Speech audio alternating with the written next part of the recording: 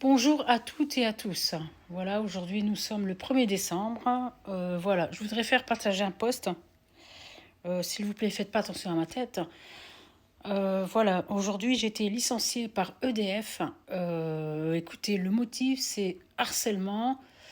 Apparemment, j'ai fait des propositions à mon manager à connotation sexuelle. Alors, jamais de la vie. En fait, ce N+2, il s'est servi de ma sphère privée pour dire que je lui ai fait des avances.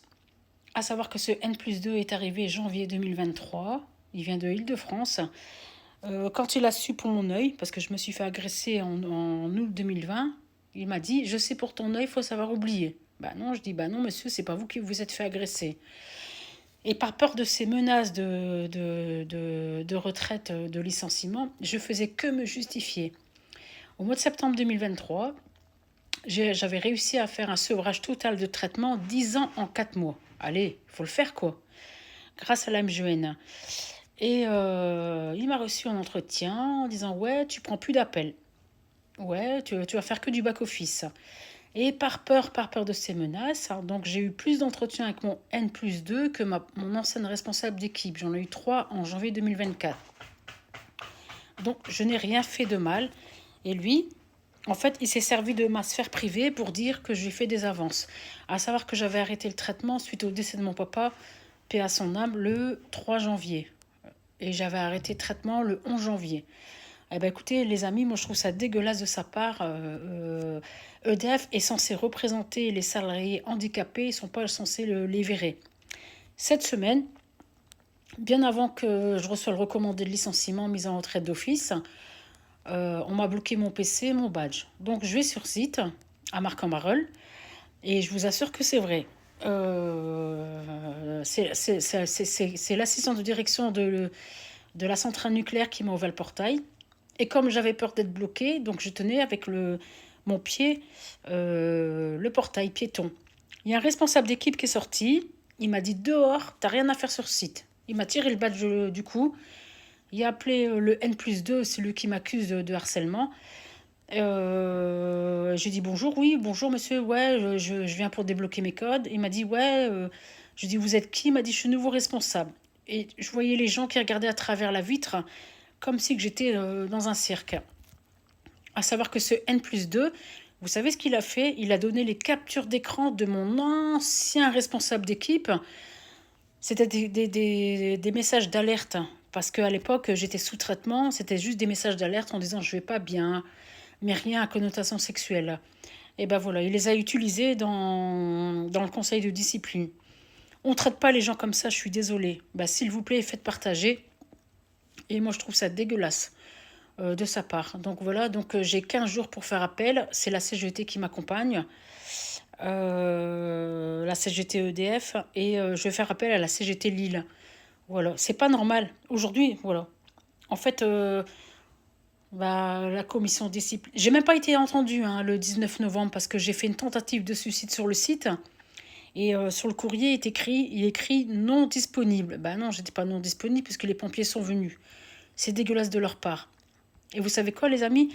Aucun collègue m'a soutenu. Aucun. Ils ont tous peur du N+2. C'est pas normal. Voilà. Donc, voilà, s'il vous plaît. Donc, j'ai fait appel au prud'homme. Et la semaine prochaine, je vais faire appel à l'inspection du travail. C'est pas normal. En 16 ans, j'ai jamais eu de soucis avec aucun N+2. À savoir qu'ils me demandaient de faire des ventes dans le cadre du back-office. Heureusement que j'ai écouté les formateurs.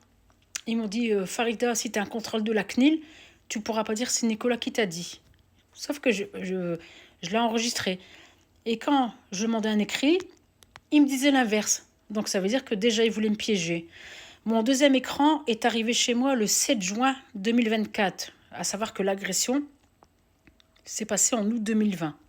Comment voulez-vous avoir une production sachant que l'écran est arrivé le 7 juin?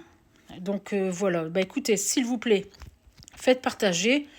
Et comme j'ai dit à EDF, c'est grave ce qu'il fait, ça peut amener un salarié à se suicider. Voilà. Voilà. J'ai rien fait de mal, à part me justifier. J'avais tellement peur de ces entretiens que fin décembre, Je lui avais envoyé un vocal de mon neveu qui annonçait les soins acharnés de mon papa. Paix à son âme, qui est décédé le 3 janvier. Tellement peur. Décembre 2023, vous savez ce qu'il m'avait dit? T'es sauvé, t'as ton tarif à Jean. Voilà. Il vient d'Île-de-France. Hein. Et à savoir aussi que le 27 mai, je suis allée le voir en larmes, en disant ma formation en gestion des émotions, elle m'a été refusée. Et bien écoutez, il m'a fait tellement peur. Il m'a dit si tu avais été en Île-de-France, il y aurait longtemps que tu aurais dégagé, que je suis repartie chez moi avec mon arrêt. J'ai pris congé. Et la semaine d'après, début juin, je suis venue sur site. J'ai offert un cadeau à la manager des opérations, l'informaticienne, l'assistante de direction. Et lui, il a eu un sac FedEx. Il l'a accepté. C'est un cadeau d'une valeur de 50 euros. Hein. Il a accepté, il m'a dit, t'as rien à faire, t'es sur site. Et sauf que l'arrêt du 13 au 20 juin, bah, par erreur et par mail, donc j'ai envoyé celui du 27 mai au 10 juin et celui du 13 au 20 juin. Ben voilà.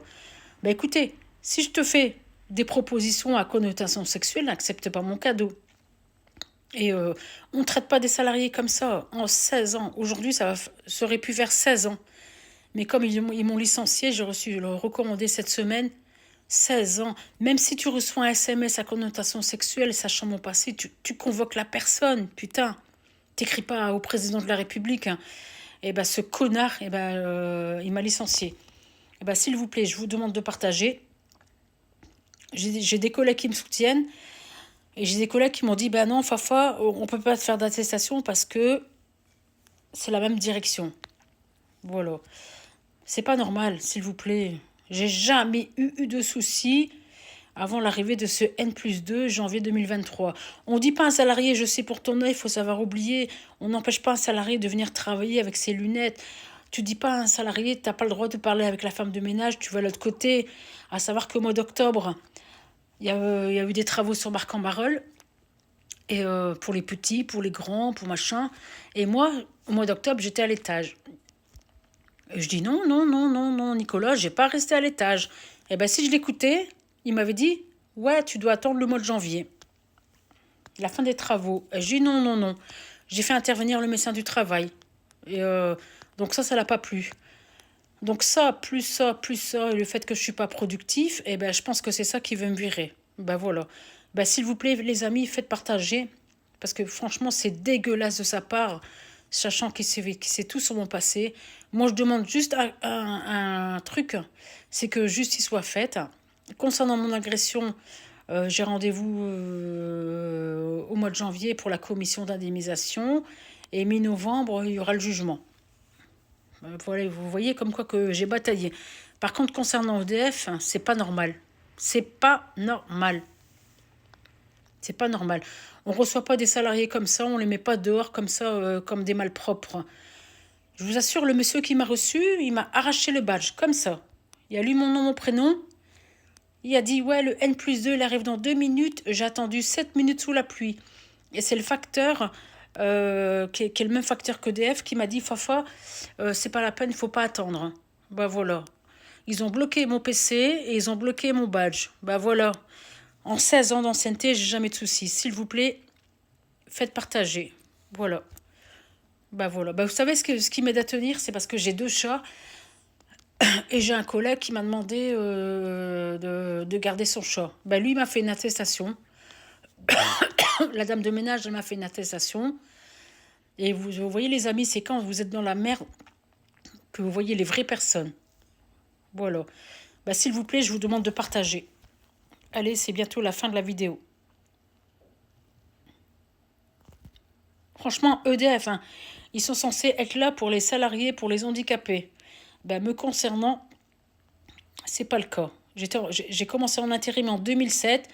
J'ai été embauchée en 2008, sans diplôme, sans bagage, à l'âge de 37 ans. Et là, ils essaient de me jacter parce que je suis pas productif.